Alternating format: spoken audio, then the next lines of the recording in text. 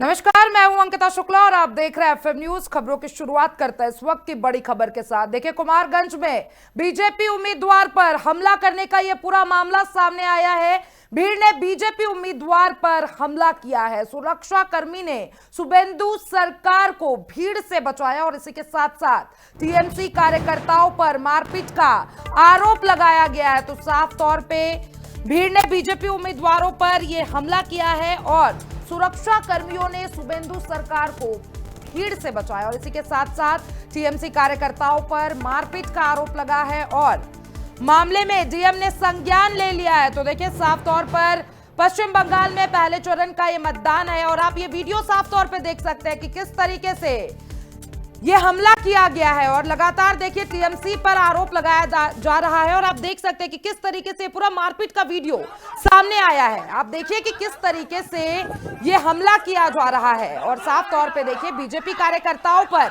ये हमला किया गया। ये ताजा तस्वीरें हम आपके साथ साझा कर रहे हैं और देखिए ये मारपीट का पूरा वीडियो है। साफ तौर पे देखिए लगातार टीएमसी पे आरोप लगाया जा रहा है और तो देखिए तस्वीरें हम आपके साथ साझा कर रहे हैं। सुरक्षा कर्मियों ने शुभेंदु सरकार से भिड़ने वालों पर तत्पर कार्रवाई की है और इसी के साथ साथ आपको बता दें कि ये हमला आज किया गया है। चुनाव के दौरान ये हमला किया गया और भीड़ ने बीजेपी उम्मीदवार को साफ तौर पे हमला कर दिया इस दौरान और सुरक्षा कर्मियों ने शुभेंदु सरकार को भीड़ से बचाया है। तो देखिए टीएमसी कार्यकर्ताओं पर मारपीट के गंभीर आरोप लगाए गए हैं।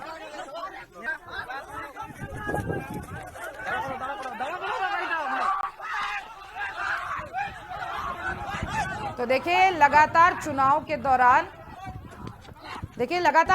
दौरान हमने देखा कि जितने भी भारतीय जनता पार्टी के स्टार प्रचारक हैं, चाहे वो सीएम योगी आदित्यनाथ हो या फिर गृह मंत्री अमित शाह हो या फिर प्रधानमंत्री नरेंद्र मोदी, तमाम लोगों ने ये दावे किए थे कि ये गुंडागर्दी साफ तौर पे पश्चिम बंगाल में बंद कर दी जाएगी अगर भारतीय जनता पार्टी की गवर्नमेंट बनती है। तो देखिए आज चुनाव के पहले चरण का मतदान है, 152 सीटों पर मतदान जारी है और इसी को लेकर देखिए ये वीडियो सामने आया है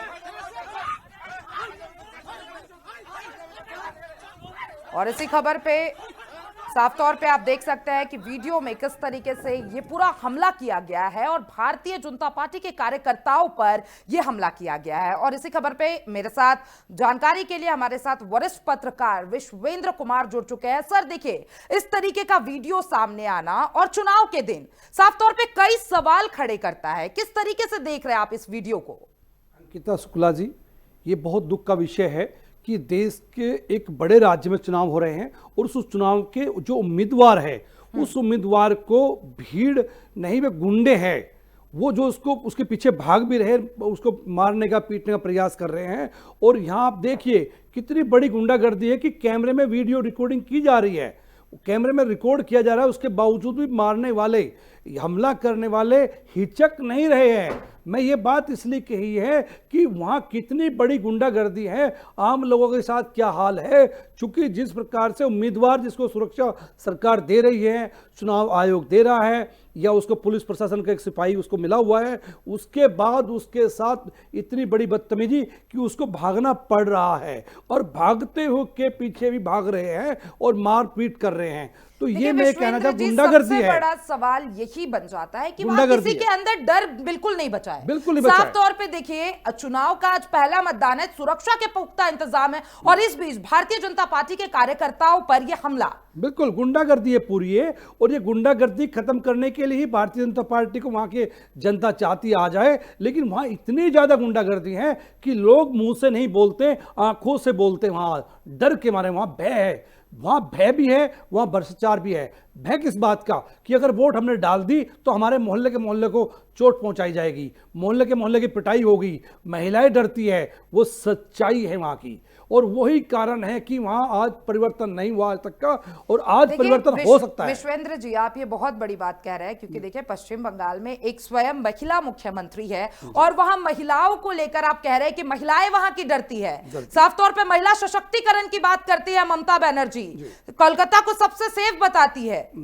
ये दुख का विषय है। ममता बनर्जी मुख्यमंत्री बहुत अच्छी, मेहनती है, समझदार है, ये अच्छी बात है, लेकिन दुख का विषय है कि उसी के प्रदेश में उसने खुद कहा शाम को 7 बजे के बाद महिला बाहर ना निकले, ये सबके सामने है। और दूसरी बात, वहाँ महिलाओं के साथ क्या क्या घटनाएं हो रही हैं वो सबके सामने हैं।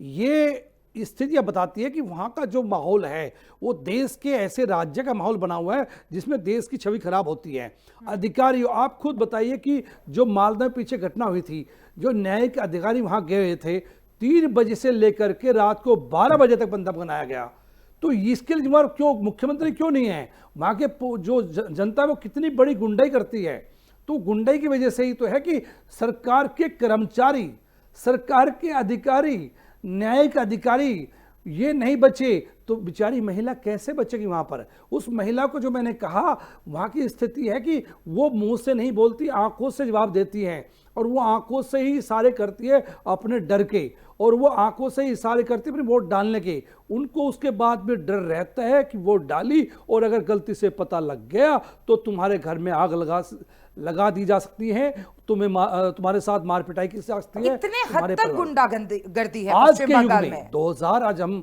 जो 26 में बैठे, आज ये हालात है। और मैं एक बात और कहना चाहूंगा, अभी जो 3 दिन का सत्र आया था, स्पेशली चूंकि मैं संसद भवन कवर करता हूं, तो लोकसभा कवर करने के बाद बाहर हम निकल रहे थे, गृह मंत्री जी भी, अमित शाह जी भी निकल रहे थे। उस समय 1:12 का लगभग समय था, शनिवार का दिन था, तो ये 18 तारीख की बात थी। तो उस समय पत्रकार दोस्तों ने, हमने कहा सर ये जो पश्चिम बंगाल में चुनाव हो रहे हैं, क्या हम उम्मीद करें वहाँ गुंडागर्दी ना हो और वहाँ कंट्रोल रहे, सख्ताई रहे? तो उन्हें विश्वास दिलाया था कि जो वहाँ पर पहले घटनाएं हुआ करती थी, हिंसा, वो नहीं होगी, हम उसको कंट्रोल करेंगे और पूरी सख्ताई करेंगे। लेकिन दुख का विषय है कि वो सख्ताई करते हैं, विपक्ष उसको, या यूं कहे जो वहां की सत्ता में बैठी सरकार टीएमसी, उसको ये कहती है कि हमारे पास सख्ताई कर रहे। अरे भाई, तुम्हारे पर सख्ताई नहीं, गुंडाओं पर सख्ताई है।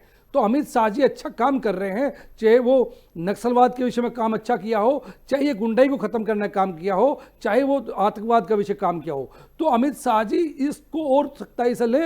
हम आपसे प्रार्थना करते हैं, भारत के नागरिक हैं, इनके साथ क्या हो रहा है, एक उम्मीदवार के साथ क्या हो रहा है, तो इनके साथ सख्त कार्रवाई होनी चाहिए। आपकी जिम्मेवारी बनती है, आप देश के गृह मंत्री हैं, आप कितना भी बड़ा फैसला ले, ये एक आम इंसान नहीं है, ये उम्मीदवार है किसी पार्टी का, और वो कोई भी पार्टी हो सकती है। जब उम्मीदवार के साथ ये स्थिति है तो आम आदमी के साथ क्या स्थिति है? तो आपसे हम निवेदन करते हैं और आपसे उम्मीद करते हैं। आप साफ तौर पे जनता से अपील कर रहे हैं, लेकिन अगर टीएमसी की बात कर ले या तमाम विपक्षी दल है, साफ तौर पे वो तो कहते हैं कि भारतीय जनता पार्टी वाले इलेक्शन हाईजैक कर लेते हैं। एसआईआर, ये वोट काटने की उनकी एक नीति हो सकती है। इलेक्शन कमीशन पर लगातार हावी बोलते रहते हैं।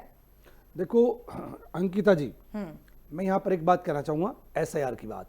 एसआईआर से देश को बहुत बड़ा फायदा हो रहा है, और एसआईआर कोई पहली बार नहीं हो रहा देश में, पहले से चलती आ रही एक प्रक्रिया है और उसके लाभ होते हैं। प्रक्रिया क्या है? एसआईआर में जैसे कुछ लोग मृतक हो गए, उनके नाम काटेंगे, वो चेकिंग होगा, नाम काटना एक विषय है। कुछ लोगों की वोट अलग अलग जगह बनी हुई है, किसी की वोट बनी है गाँव में भी और शहर में भी, तो उसकी एक वोट काटना कोई पाप नहीं है। ये सरकार की जिम्मेवारी है, चुनाव आयोग की जिम्मेवारी है, ज्ञानेश कुमार जी की जिम्मेवारी है कि वो वोट काटे। आप डबल वोट रख नहीं सकते, कानूनी अधिकार नहीं है आपको, गैर कानूनी है। तो ज्ञानेश कुमार जी जो चुनाव अधिकारी हमारे देश के हैं, बहुत सम्मानीय, वो अच्छा काम कर रहे हैं।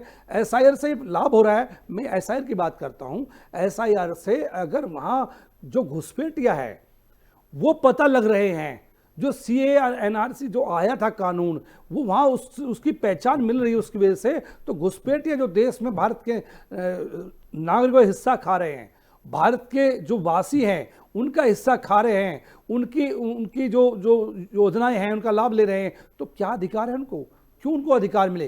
भारत के नागरिकों को भारत का अधिकार मिले, जिनका हक बनता है। घुसपैठिया बाहर जाने चाहिए, और ये देश के प्रधानमंत्री की जिम्मेवारी है, देश के गृह मंत्री की जिम्मेवारी है कि जल्दी से जल्दी देश में से घुसपैठियों को बाहर निकाले, ताकि जो देश का नुकसान हो रहा है वो कम हो, वो खत्म हो, और देश के नागरिक शांति से रहे, सुकून से रहे। जो घुसपैठिया वहीं घटनाएं ज़्यादा होती है।